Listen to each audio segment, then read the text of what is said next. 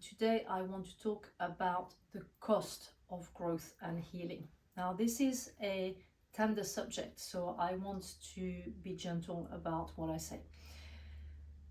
We all have choices to make when we grow. When something changes in us, something in the way we live is bound to change. And that means that some of the things we did, some of the people we connected with, some of the choices we made no longer fit the new narrative, no longer fit with the new us. And that's something that when you go into a growth or healing program like Fresh Identity, you need to be mindful of. There is a cost to growth, and that's a cost of loss. You will lose elements as you shed some elements of your old self and you step into the new. Some of the babies will go with the bathwater.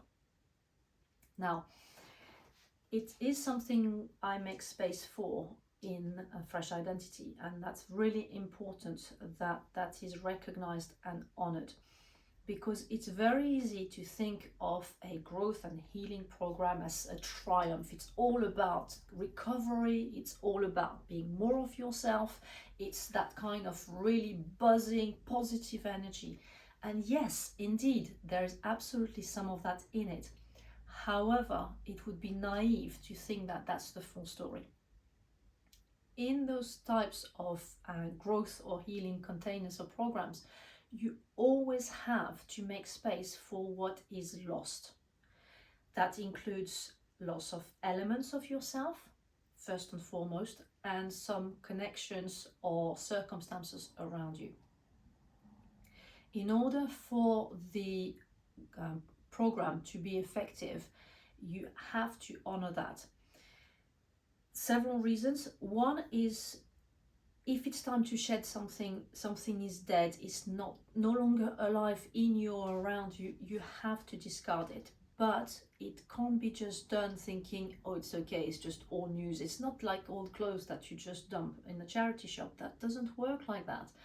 It's much more profound.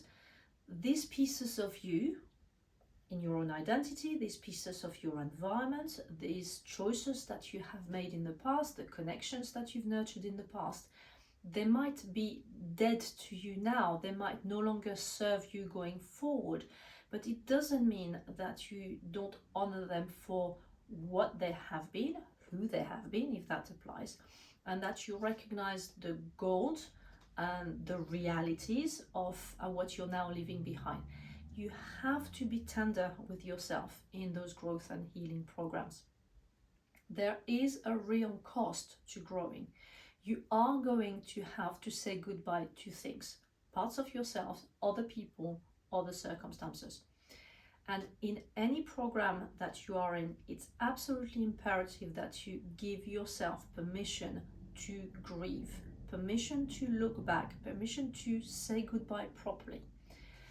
If you happen to be in a container where that is not supported by your guide or your therapist, then I really encourage you in your in-between times, between sessions, to meditate on that for yourself.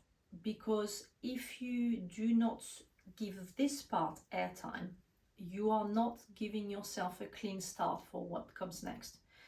It's not enough to just say, I'm stepping into the new. There is a recognition that you are leaving some of the old behind, and that needs to be given time for processing. So when you enter a growth or healing program, just remember that there will be a cost. There will be the excitement of the new, but there will be also a need to give airtime and space for the releasing of the old and the cost of loss.